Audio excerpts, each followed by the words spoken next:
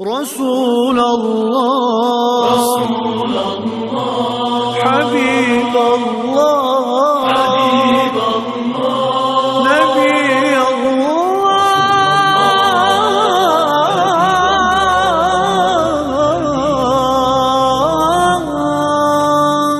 شفيع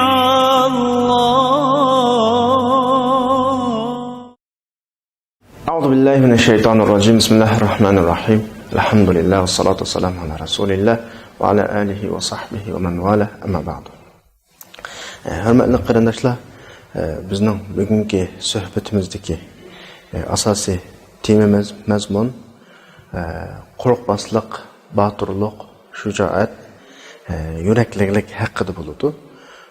Qo'rqmaslik bizning millatimizning ruhiga singib ketgan, an'anaga aylanib ketgan go'zal bir axloq. Amaliyotda qo'rqmaslik islom ruhi bilan yo'g'rilgan vaqtida inson hayotida kambos bo'lmaydigan, insonning hayotini nurg'un xim xatarlardan saqlab go'zal kelgusiga boshlab boradigan ajoyib bir islom axloqining birisi. Biz payg'ambar alayhissalomning sunnati, sahobalarning hayoti asosida bu haqda bugungi suhbatimizni boshlaymiz. Payg'ambar alayhissalatu vassalam kishilarning ichidagi eng qo'rqmas, eng botur, eng jur'atligi edi.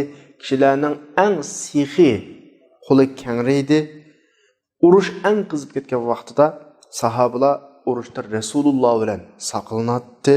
Mana bu go'zal axloqlar, bu sifatlar sahobalar amaliy Rasululloh bilan birga yashagan hayotidan bizga, Rasululloh bilan birga yashagan hayotidan bizga hikoya qilib bergan, so'zlab bergan islom axloqlarining birisi. Bu haqda so'zimizni boshlashdan ilgari shuni deb qo'yish to'g'ri keladi. Amaliyotda inson ko'p hollarda o'zining boturlik, qo'rqmas jur'atini o'zi ishongan prinsip, qimmat qarashdan oladi. Biz musulmon bo'lish sifatimiz bilan insonning ajali cheklik bir ajal, belgilangan, oldin belgilangan ajal bir sekund uzun va qisqa olmaydi degan bu ideya, bu fikr, bu qimmat qarash bizga singan vaqtida, biz mushu qimmat qarashga ishongan vaqtimizda bu qimmat qarash bizga bir xil boturlik, qo'rqmaslik beradi. Chunki inson ajli kelmasda o'lmaydi. Sening ko'rsatgan u boturliging seni baldur o'ltamaydi. Yoki sen o'limdan qo'rqqan u qo'rqinchoqliging sening ajlingni uzatmaydi. Ya'ni inson o'zining hayotining muqim belgilanganligiga ishongan vaqtida inson qo'rqmas, bahodurlidir. Bu bir nuqta. Ikkinchi nuqta, mushu qahramonlik insondagi cho'qim haqni qanday qilish uchun, ta'sis qilish uchun, adolatni ta'sis qilish uchun, zulmga qarshi turish uchun bo'lish kerak. Ahmad Hanbalninki o'z davridagi ba'zi fikr ideyalarda qo'rqmas, botur o'rinda turib qolishi nima desa, atrofidagi Ahmad Hanbalga qarab ko'z tikib turgan mushu odam mushu qiyin mavqalarda fitne suallarida üstüge kelgan mush musibatlarda qanday chiqadi deb qarab ko'z tutib turgan bir holatda kishilarni xatolikdan saqlab qolish uchun botur bo'lib ketdi. Bu nima desa, o'zining vujudidagi qimmat qarashning turtkisida kelayotgan azoblarni yengilgudek bir xil holatning paydo bo'lishi. Inson haqiqatni bu orqali ta'sis qiladi, dinni qo'llaydi, o'zining boturona mavqalari bilan qo'rqmas gap so'zlari bilan qimmat qarashlarini qo'g'laydi. Bizning hayotimiz qachon yuraklilikdan xoli qolsa, boturlikdan, shijoatdan xoli qolgan kunisi qimmat qarashlarimizdan xoli qoladi, qimmat qarashlarimizdan ajrab ketamiz, manfaatdan qo'rqadigan bo'lib qolamiz. Bu qaloq bir jamiyatning sifati amaliyotda. Haqiqiy taraqqiy qilgan jamiyat her kishi o'z jamiyatining qimmat qarashini qo'g'dash uchun o'limga hozir bir boturlik, shujoat, ostida andan keyin barliqqa keladi. Endi musha kelgan vaqtda Baturluq temasiga, qahramonlik temasiga munosabatlik bir ish kelyapti. Payg'ambar alayhisolatu vasallam intayin batur dedik darsimizning boshida. Qo'rqmas dedik. Makkadan Madinaga hijrat qilgan vaqtida Rasululloh Makkadan Madinaga yushurinchi chiqib ketdi. Ali radhiyallohu anhuni o'zining o'rnida o'ttag'uz yotqizdi, ya'ni yo'gab yotqizdi. Bu mavqesi bizga nimani tushuntirib beradi degan vaqtimizda ko'pincha kishilar baturlik, qo'rqmaslik fikriga kelgan vaqtda sababni tashlab qo'yish, ishlarga qaramlarcha muomala qilishni baturlik deb tushunib oladi. Rasulullohninki bu ish harakati intayin batur, qo'rqmas qahramon turib, nurg'un sabablarni qilib, o'zining o'rnida Ali radhiyallohu anhuni yotqizib qo'yib, ta'tir yo'linishga mangib masalan, asli Makkadan Madina tarafga qarab mangmay, aksi yo'linishga qarab mangib, boshqalarni ozdirish uchun qilayotganning hammasi sabab nuqtasini bizga izohlamoqchi. Dunyo bir qonuniyatlik dunyo. Alloh bu dunyoda bir sabab qonuniyati yaratgan. Mu'min dal mushu sabab qonuniyatiga bo'ysunadi. Mu'minning bandichilik ifodasimi ham mushu qonuniyatlarni o'zining hayotida amillashtirish, shuningga mos shaklda natijalarni qo'lga keltirishni ifodalanadi. Ya'ni mu'min bu qonunlarga qanday bo'ysunadi? Ijobiy shaklda foydalanadi bundan. İcabi şekilde. Yani bir yerde iki iş oldu. Birisi baturluk, qo'rqmaslik bir ahlaki mevqani ifadesi, ikincisi real mevqaning ifadesi. Dünya kanuniyeti real mevqa. Bizdeki ahlaki o baturane haletlen reallik birisi yuğurulgan vaqtida an mu'min qalbi qiladi, Allah'ın yardımıyla erişedi. Allah'ın yardımıyla erişedi. Şu vaqtda o'zining nishoniga qana qilalaydi yetadi. Yani bu yerdagi inchki nuqtani menga tushundinglar. Inchki nuqta nima desa, sen qahramon bo'l, batur ol, qo'rqmas ol, ammo qaram, qarg'ulachi ish qildigan bo'lma, sabablarini joyida qil. Xuddi butun ish mushu sababga qarashlik tek. Allohga tavakkul qilib qo'rqmas ol. Xuddi oldingda hech bir to'salg'a yo'qdek. Yani bütün iş sebepke bağlandığandaki sebebini tutumuz, bütün işler Allah'ın iradesi bulduğun hissiyatla Allah'a tevekkül edip korkmasınız. Bu ikisi yoğrulgan vaqtda ortadan neme çıkıdı? İcabi netice çıkıdı. Allah irade kılgan bir netice ortaya çıkıdı. Bu meseleni misal arkalık düşündürsek, iki tarafında hang vadinin otturdaki bir yolga okşaydı bu yol. On tarafımızdaki hang çukur yani. Bütünlay sebep çuquri. Sol tarafımızdaki çoqu, hang, bütünlay tayiniveliş, qarğulaçı tevekkül qilish çuquri. İnsan, eğer bütünlay sebep kılam eslip, dünya sebep bilan buludu, hiç bir narsaning tashqi kuchi yo'q. İnsan maddi sebeplanlam qilsa, qalbi qiladi. Degandek bir maddi ruhqa İgop qolgan vaqtda bu shirk bo'ladi, g'ariblardagidek tafakkur bo'ladi. Buning orqali jinoyatga tushgan bo'ladi, shirkka tushgan bo'ladi. Agar hamda yana bir qism uning tal aksida butunlay moddiy sabablarning hammaga sal qarab uni qo'yib qo'yib, qarg'ulacha, ya'ni Alloh dinning ko'rsatmasi o tabiiy emas tabiiy. Dinning ko'rsatmasiga xilof shaklda Alloh qilam tavakkul qilib Allah bizga yordam beradi degan bir nuqul ideya bilan, ina qolmagan mujmal ideya bilan sababning hammani tashlab qo'ygan vaqtda bu cho'quga, bu hangga tushdi. Ikkilisi hang. To'g'ri yo'l nima desa, ani tutish va ma'nini tutish. Bütün sabablarning hammani qilsa, undan keyin Allohga bu haqda tavakkul qilsa, qo'rqmasdan yo'lga tushsa. Mana bu din bizni talab qilgan bir mavqa yani pozitsiya, ko'z qarash. Buni masalan bir safarga chiqmoqchi, Alloh saqlaydi bizni. Alloh nima iroda qilsa shu bo'ladi. Mashinani haydab mengiverding, yo'lning o'tirda chaq buzildi, motor buzildi, uya buzildi, yo'lda qolding, safaring uzildi. Sen bu orqali jinoyat bo'lgan bo'lsa, qandoqdir busining Allohga tavakkul qilganing emas.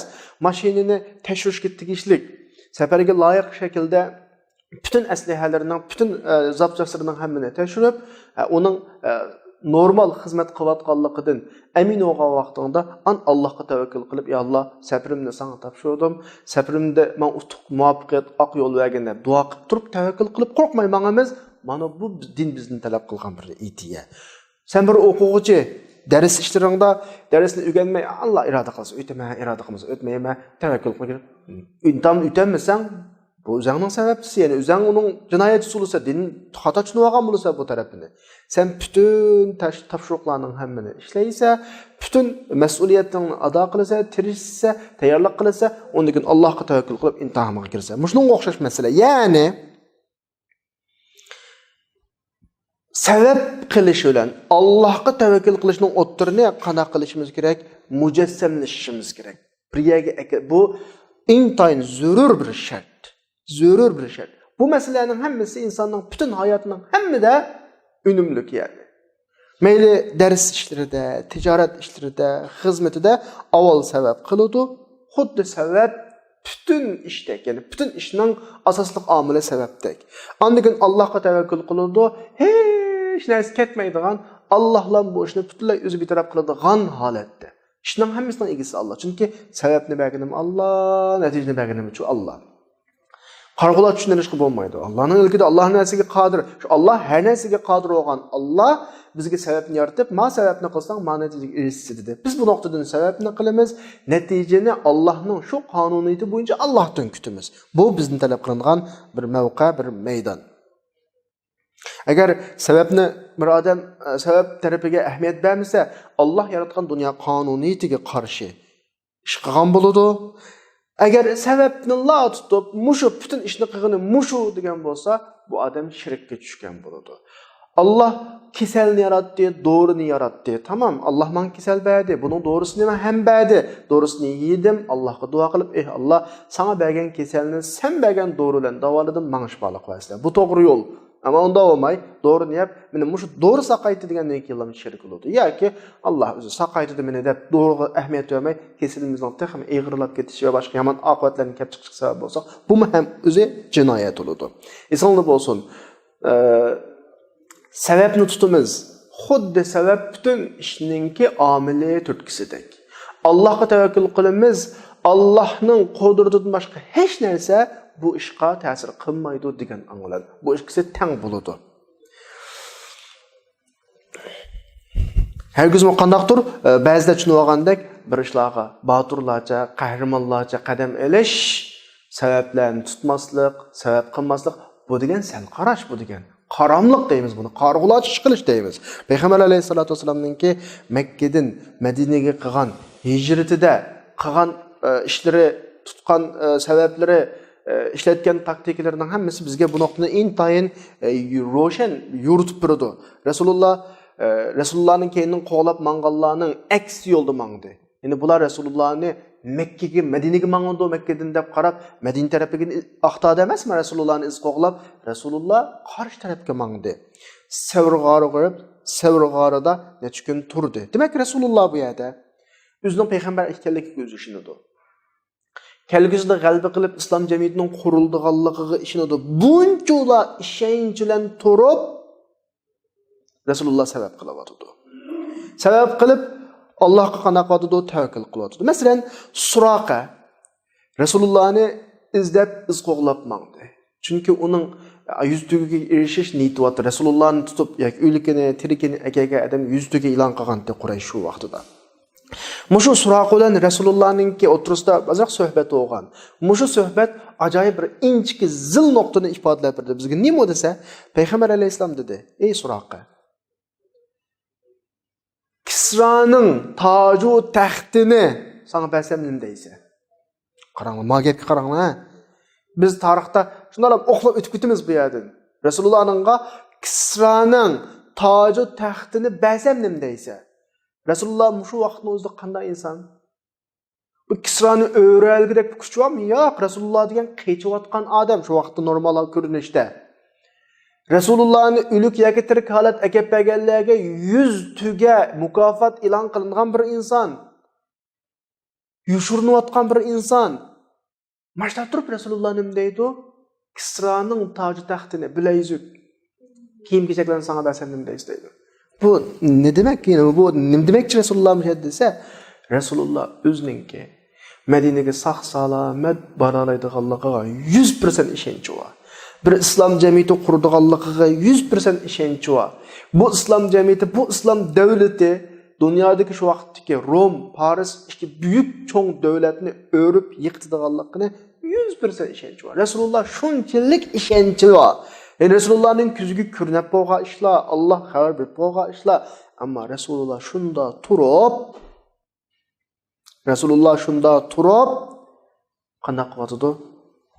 Sebeplerini qılatıdı. Yoşurnuvatıdı. Qarşı yönelişte meňewatıdı. Üzüge yol başlaydıganlarını, mesela üzünün izini üçürüp maňadyganlarını çıraylyk şekilde qandaq qılatıdı? Uğurlaştırıvatıdı. Eğer bugün günde Müslümanlar muşu ruhunu üzgüsün döse, bu kadar tulup taşkan işenç bilen ve bununla keterlik barlık sebeplerini tuluk kığını da bizning hayatımız başka bir hayat oludu. Kelgüsümüz başka bir kelgüsü oludu. Etrafta anlavatımız var, bizning işimiz tükedi. Yani bizning aldığımızda keyimiz mağdığa yol yok. Yok. Nemdep tükeydi bizning yolumuz. Biz en doğru yolu ketayotgan insanlar tutsak, bizde Allah'ın menheci, Allah'ın kitabı bizde var. Biz cepat atıvatgan bu qiyin şarait çokum tükeydi. Allah haq bilen billa, gerçi haq aciz olgan takdirde mi? Allah biz bilen billa. To'g'ri, ummatning beshida, millatning beshida bir muncha krizislar var. Tarixda nurg'un ummatlar bizdan battar krizislarni beshidan kechirgan. Allah subhanahu va taolo qutqazgan. Misalda bo'lsin, Allah daima ishonch bilan billar. Allohga ishonch qilishni o'ziga yetmaydi bu hayotni deganimizdek. Cho'qim bu yerda sabab qilishimiz kerak. Sabab qilmay turib ishonch qilish yoki ishonchni yo'qotish mu'minga yakışmaydigan bir ish. Mu'minga loyiq emas bir ish. Yoki sabab qilib butun narsaning hammani sababga bog'lab olib, bizning andaq-mundaq deb sabab nuqtasidan tahlil qilishning o'zi ham mu'minga yoqmaydigan şirkka tushib qilish sabab bo'ladigan bir ish.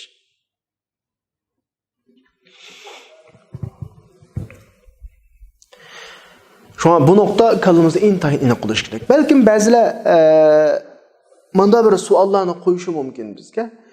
Umar radhiyallohu anhu Makkadan Madinaga hijrat qilganida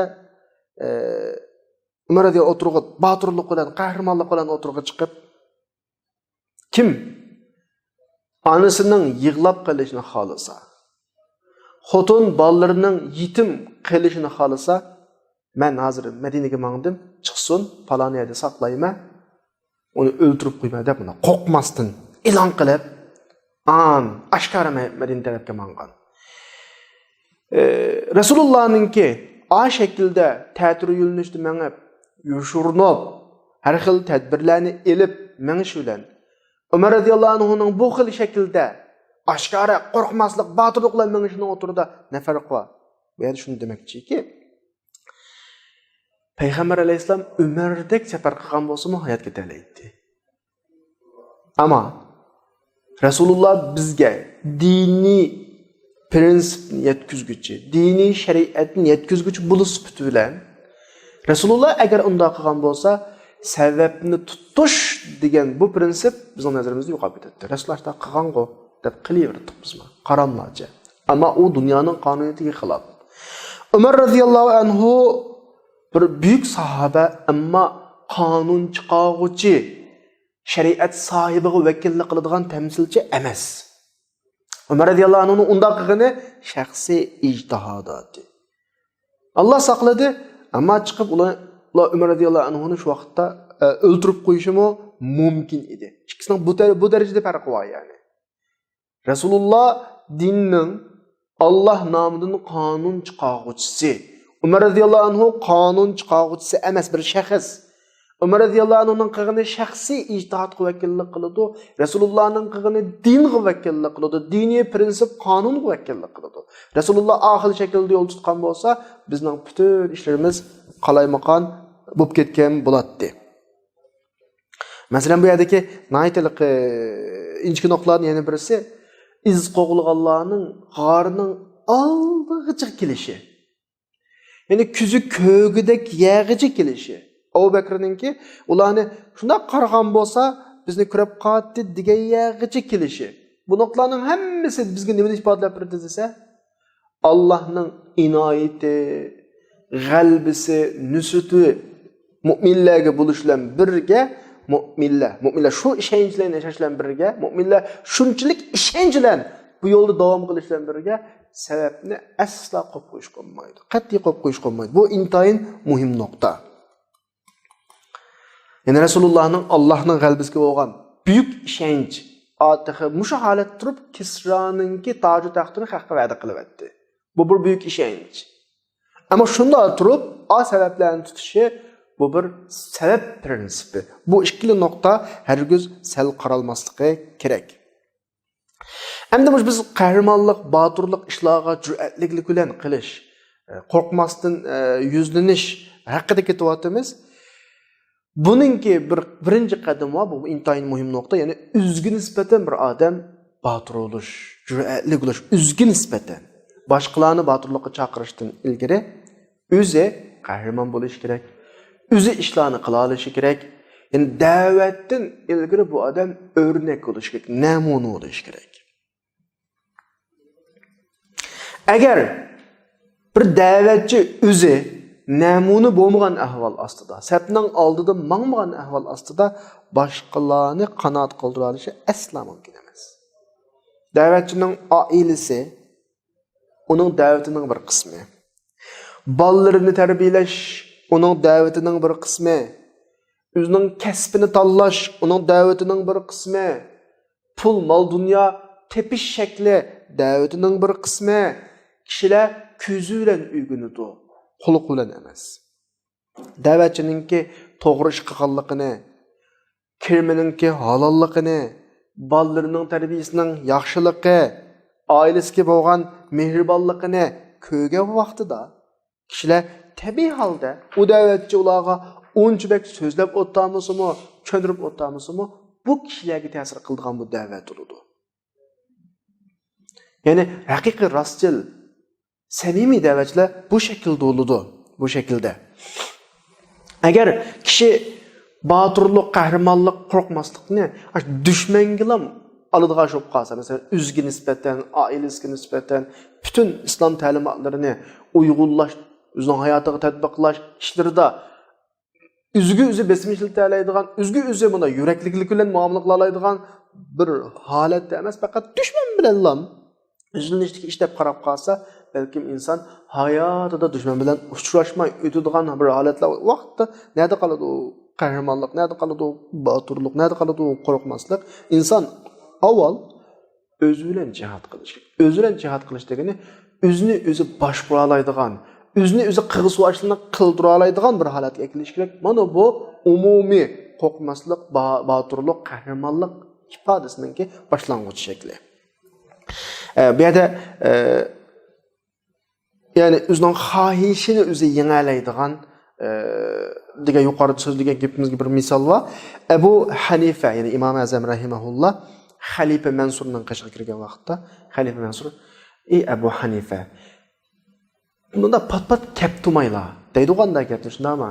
Nima deb bizning atrofimizga kelmaylar, bizning qashimizga kelmaylar degan, nima deb keldik masalan qashinglarga?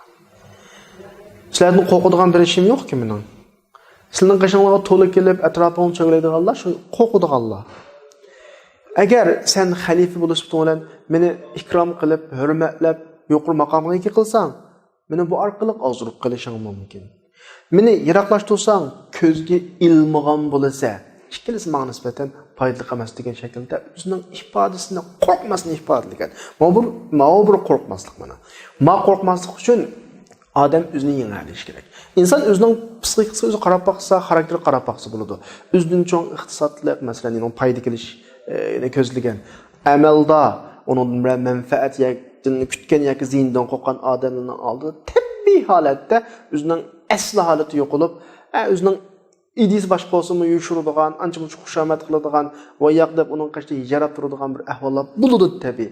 O'zining normal holatini saqlay olish uchun o'zining vujudidagi aşa qo'rqanchiqlikni, o'zining vujudidagi aşa xohishni, ya'ni boshqalarga xushomad qiladigan xohishni yengalish kerak. Mana bu bizningki yuqorqi Batur qahramonlikning birinchi qadami o'zini yengalish, o'ziga nisbatan g'olib kelish hukumidagi baturlikning, qo'rqmaslikning bir ifoda misolidan birisi.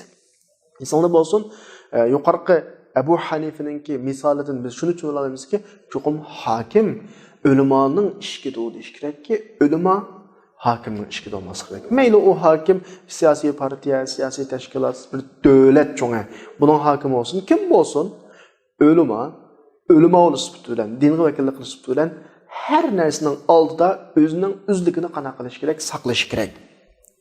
Baylarning yoki hokimlarning, siyosatchilarningki oldida masalan iniqroq, satroq ifodalasa, quyruq shippangish deb ularga xushomad qilish, navbati kelib qolsa, buning natijasida dinning ba'zi ta'limotlarini qayrib qo'yish yoki ularning xohishiga uyg'unlashtirish ahvoli ashunda ishlardan kelib chiqadi. Yani uning qalbi o'zini yengolmaganlikdan, o'zini g'olib kelolmaganlikdan kelib chiqadi. Qur'oni Karimda Alloh subhanahu va taolo sura Ali Imronning 139-oyatida "Va la tahinu va la tahzanu va antumul a'launa in kuntum mu'minin." Alloh sizlar buyuk bo'lasizlar, sizlar buyuk bo'linglar deyapti mu'min. Mu'minlar bir xil izzat bo'lish kerak. Mu'minlar o'zining mu'minligini saqlash, chunki mu'minlar mu'min bo'lish bilan dinning bir tamsilchisi. Dinning bir tamsilchisi, har bir mu'minning qilgan ishi bir ko'ri taqoturqi hammasi dinning bir tamsilchisi hisoblanadi. Endi bugungi kunimizda islom jamiyati, musulmonlarning umumiy ahvoli intayin ojiz, musibatlar, xafliqlar ummatning ustiga oqa-oqidan kelyotdi. Bizning bugun bu mazmunlarni tema qilib so'zlashimizning sababimi bu orqali azroq energiya to'liqlash orqali yo'limizni qana qilish, davom qilish. Azroq o'zimizning ruhini ko'tarish, tushib ketgan yuragimizni azroq ustiga qana qilish, ko'tarish. Shu yerda shuna bir ishonchimiz borki, 3 emas 3000 qitim qasam qilib turaylik deylaymiz. Alloh bilan qasam, butun osmon zaminni yaratgan Allohning nomi bilan qasam deylaymizki, Alloh subhanahu va taolo o'zining mu'min bandalaridan aslo voz kechmaydi. Bu bizning iymonimizning bir parchasi. Biz shunday iymon etgan. Ammo bo'layotgan masalalar nima desa, Alloh mu'minlarni davolayotdi. Qanaqdir mu'minlarni unutib qoldi, unda ish asla mumkin emas. Biz har doim Allohningki inoyati ostida, Allohning rahmati ostida bir jamiyat turishimiz bilan jamiyatni o'ngishgan shaklda, davolagan shaklda bizni qanday qiladi, davolayapti. Masalan, bir misol olsak, bir kasal doktorning qishig'iga keldi. Kasalda bir og'ir darajada kasal bor. Og'ir darajada kasal bor, ya'ni rak degandek masalan doktor onunğa xalığının yedigini ko'ngil bo'lgunimi yoki onunğa siz manda narsani yeysiz, mana narsani yemeysiz, ma'ishni qilishingiz kerak, ma'ishni qilmasligingiz kerak degandek bir bilik. Onun normal huzurga ta'sir etadigan masalan, normal turmushiga uygun bo'lmagan shaklda bir ishlarni buyrug'ini doktorning kasalga ko'yganimi. Mujno noktadan tushunsak bo'ladi. Tabiiyki bizda nurg'un kasallar bor. Nurg'un kasallar va nurg'un xatoliklarni o'tkazdik. Millat nurg'un tushunchalarda xato yo'lga kirib qoldi. Buni mashta amaliy o'tgan ba'zi musibatlar, ba'zi xavfliqlar, ba'zi qo'rqinchlar, ba'zi ish-pushlar orqali o'ngishiludimiz inshaalloh. Biz loyiqatli bo'lgan vaqtimizda bizga loyiq bo'lgan yo'lni Alloh subhanahu va taolo shu vaqtda beradi, shu vaqtda nusrat, shu vaqtda g'alaba keladi. Yani فلما نسوا ما ذكروا به فتحنا عليهم أبواب كل شيء حتى إذا فرحوا بما أوتوا أخذناهم بغتة. Yani müminler öz yolunda devam kılıp hayatta ketip turup gafilleşidigan bir ahvallar oldu. Özünü yo'qotib qo'ydigan bir ahvallar oldu. Allah subhanahu wa taala bu vaqtida ancha-muncha mu'minlarni bu xafilik, o musibat, bu musibatlar o'zini asıltıdı. O'zining kimligini tuntudu, düşmanning kimligini tuntudu. Bularning hammasi Alloh subhanahu va taolaning bizga bergan davolashlari.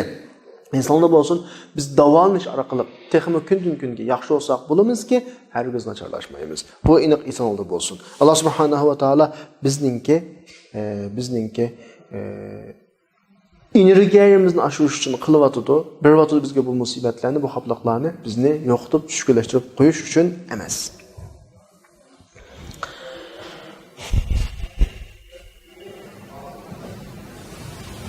Endi müşak kelgan vaqtda ba'zilarning kallasida biz bayatın dersimizin başında batırlıq, qəhrəmanlıq işlarga təvəkkül qılıb turub yüzleniş meselesini sebep bilen tutup bağladık. Xuddi ba'zilarning kallasida tevhid gizildiğine bir tuyğu var. Tevhid uqumu bazı iniq tushundirilmagan vaqtida her şey Allah'ın ilkida, hamma ishni Allah belgileydi, Allah yaratıdı degandek bir ifadeler qo'llanildi. To'g'ri ifade. Ama onun qaşida sababning munosabati tushundirilmagan bo'lg'achqa, xuddi ba'zilarda sababga murojaat qilganimiz, sababga astoydil ko'ngil bo'lganimiz tevhidga ziddak bir xil tuyg'uludi. Esingizda bo'lsin, bu ikkisi birisi-birisiga asla ve asla zid emas. Biz Allah qishnimiz, Allah'ın bütün dunyoni yaratganlik qishnimiz. Bütün dünyani qonuniyat bilan yaratganlik qishnimiz. Onda o'ganda sababni Allah yaratgan, natijani ham Allah yaratgan. Sarangini Allah yaratgan, sarangi orqali kelib chiqadigan o'tni ham Allah yaratgan. Biz shuni tushunamizki, biz Allah yaratgan sarangini surkash orqali Allah yaratgan o'tga erishimiz. Ya'ni sababni qilganimizning o'zi Allohga bo'ysunganimiz yani. Doğru yeb kesel saqaydim. Keselimni bu doğru saqaytdim deyishdan azroq qalbimizdagi tevhid aqidamiz azroq titrab qolgandek tuyg'uludi. Yo'q. Doğruni boshqa yerdan Allah yaratmagan narsadan kelgan bo'lsaqda o tuyg'ulu. Doğrunun özünü Allah yarattı ve bu doğrunun payda qilish rolunu Allah yarattı. Demek bu doğru mening keselimga payda qilgan bo'lsa, Allah payda qilgan bo'ladi men keselimga. Allah shifoliq qilgan bo'ladi. Bu şekilde bo'lish kerak. Allah subhanahu va taolo hamma o'ylarga qo'rqmas iroda ato qilsin, shijoat ato qilsin, qahramonlik ato qilsin, qarg'ulacha, qaramliq bilan qiladigan ishlardan, Allah'ın qonunini tushunmasdan, sababni aniq belgilamasdan qarg'ulacha ish qiladigan bu xil tallikdan Allah bizni saqlasin. Va axiru da'vana alhamdulillahi robbil alamin.